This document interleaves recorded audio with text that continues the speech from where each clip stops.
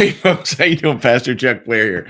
Great to have you here joining me this morning as I scramble. So my apologies. I'm coming on a little early today, actually quite a bit early, about 20 minutes early, because I actually have a meeting coming up this morning at just a few minutes. So I thought, I don't want to skip it because I feel like we're in a really important part of the story here, and it feels very important for us to have this little conversation this morning. So my apologies for all the kerfuffle, but yeah, we're looking at something, and it's religion.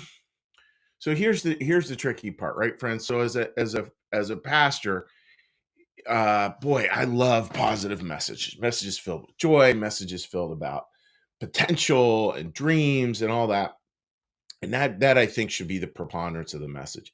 And yet there are times where we need to keep coming back to really looking at the dark side of things, because it's not realistic when we don't. I mean, there is a dark side to things. There's actually a dark side to religion, to be honest, that I think probably most of us are aware of.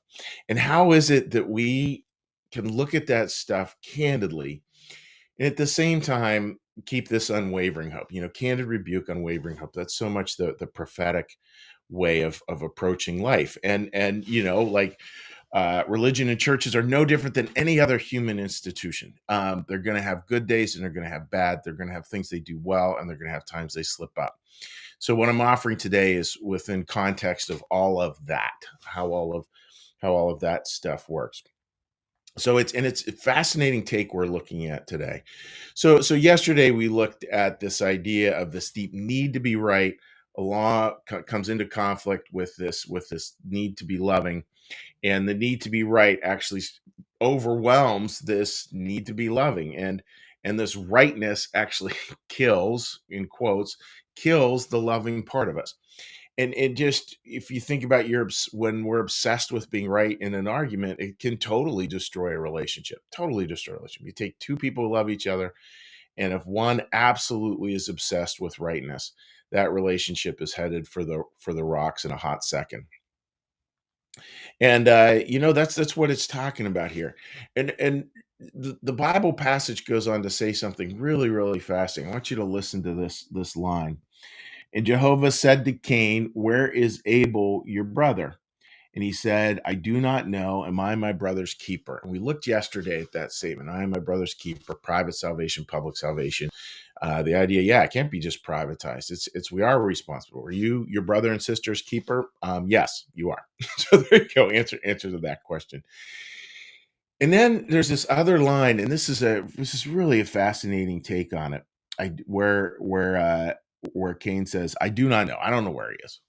So Emanuel Swedenborg offers a lot of different thoughts on this. He was writing in the 1700s. He offers a lot of beautiful thoughts about this poetic sense. He was inspired to write this stuff, and he wrote it, and it offers some beautiful, beautiful insight. And the insight on this was actually a little surprising as I was getting ready for today. And the insight was this. The insight is when that need to be right, comes into all its fury and all its just need to be right, need to be right, need to be right. That it actually creates its own blindness. It actually creates its own blindness. So when you see the line, I don't know, like literally, it doesn't know. Here's an example, folks. Again, imagine two people, and maybe this has been part of a relationship you've been part of, two people who really do have a genuine love for each other. And it just gets mired in one person just absolutely demanding to be right. And even worse so is when both demand to be right. And when both are demanding, both are obsessed with this need to be right. The relationship, again, as I said, it is absolutely headed for the rocks. One of the problems is, folks, is that with this need to be right, it blinds us. It totally blinds us to the impact what we're doing has on other people. Totally blinds us to the impact what we're doing has on other people.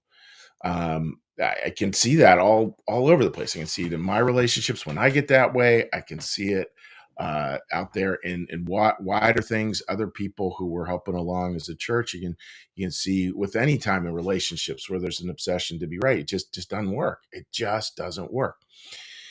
And we can see it, folks, as well, when we just lose track of like what we say really matters.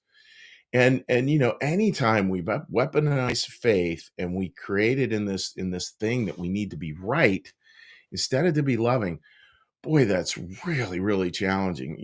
I just want to urge all of us, especially around these issues, LGBTQ stuff. I mean, we got to be super careful. If you're from a religious perspective, you got to be super careful. And you really have to be gentle. You must be gentle and you must be kind, um, because words really hurt people. I want to be clear about that. Words really hurt people. And I see a lot of sometimes in certain circles, I see a lot of who me, what did I do? And we can't do that, folks. Like we just can't do that. We have to be loving through and through and through. We can have differences of opinion. We can hold different things, but we have to be loving through and through. So folks, let's just all commit to that. No matter what side of what issue you're on, but just really, really commit to that idea of coming from love, not trying to come from what's right. And is there a time to be right? I mean, I've said it a bunch, and hopefully this is an ad nauseum comment. Of course there is. Is there a time to stand for the truth as we see it? Absolutely. But there's a difference between standing for the truth as we see it and weaponizing it in a way that hurts other people. I think there's a big difference. I think perception is what gives us that thought. Um, it's because this is a line from Swinburne here. To the extent that love remains, perception remains. That idea that if we can be loving, God's going to show us a way forward. It may not be easy, may be filled with a lot of hard conversations and challenges, but that's really what we are supposed to do. So that's my thought for today, folks. And if you're feeling some warrior energy, and like you want to sort of get jazzed up about stuff, just remember, God may be asking you to take a stand, but he's not asking you to hurt anybody. That's really important. And he's far more interested in you trying to figure out how to serve versus how to correct. Big difference between serving other people and correcting other people. And that's I think where God's asking us to be, and we really do have to work that direction, because I don't want to belabor the point, but I do. Whether you're talking couples, families, churches, etc. Anytime we're in a relationship and there's this obsessive need to be right and to use words to be right and to somehow prove things to other people, so we can be right, very rarely does that bring a relationship together. I cannot think of a time where it has done that. Just stuff to keep in mind as we move through a tender time in our culture here. Don't weaponize stuff. Like be humble and kind, as the song goes. Be humble, be kind, and have a great weekend. There you go, my friends. That's my thought. So with that, brothers and sisters, what we're going to do now is we're going to do a little meditation here, and the meditation is designed to just get us still and get us quiet and get us at peace. And then what we're going to do is then after the meditation, we'll do a little prayer, a little blessing, and then we'll say hi to social media, folks joining us on social media. So with that, friends, let's get a little breath.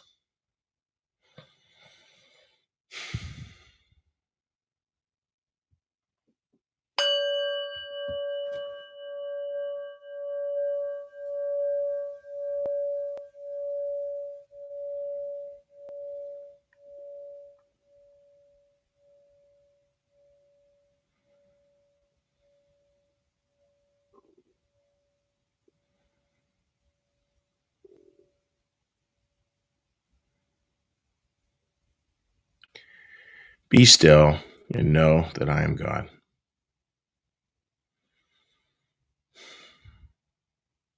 Be still and know that I am.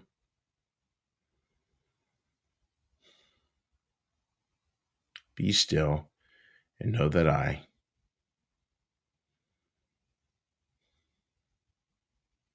Be still and know that.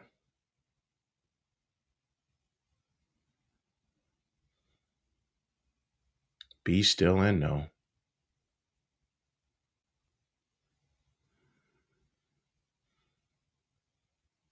Be still and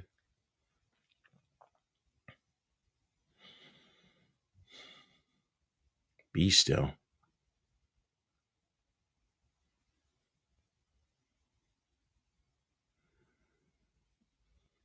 Be.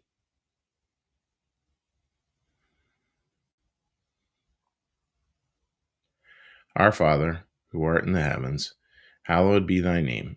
Thy kingdom come, thy will be done, as in heaven, so upon the earth. Give us this day our daily bread, and forgive us our debts, as we also forgive our debtors. And lead us not into temptation, but deliver us from evil. For thine is the kingdom, and the power, and the glory forever. Amen. May the Lord bless you and keep you. May the Lord make his face to shine upon you and be gracious unto you.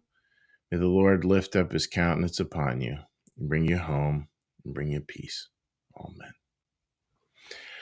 All right, dearest of dearest friends, and we may not have anybody commenting today because for the simple reason that I'm doing this out of time and out of order, but we shall see here in a second. Again, if you're joining us later in the day, please feel free to leave a comment later in the day. We'll always love to hear from you folks. And by the way, we did have our highest ever attendance at these just a couple of days ago, which was super fun. Two people who got the early message. That's too fun. Oliver, you can shoot me a message there. Marcus writes, "Good morning, Natalie. Great to have you joining us this morning. I see you popping on right there. Good morning, Sherry. Good morning. Yes, early, Sherry. I have a meeting I have to hop onto right after this. So folks, my apologies for hopping on early. I know some of you really enjoy hopping on. Oh, we got a couple of other people. Gene, early today, and I'm here. Have a good weekend. Thank you, Gene. Oh, my dear cousin Lee joining us. Lee is probably joining us from some amazing location in her RV with her wonderful hubby somewhere fun in the United States. So great to have you folks. And again, we'll be going back through and making comments later. But yeah, my apologies. Again, we had a meeting this morning that I got to hop onto literally right now. I'm already 6 minutes late. So I'm on to a different meeting. God bless, friends. Take care. Bye-bye.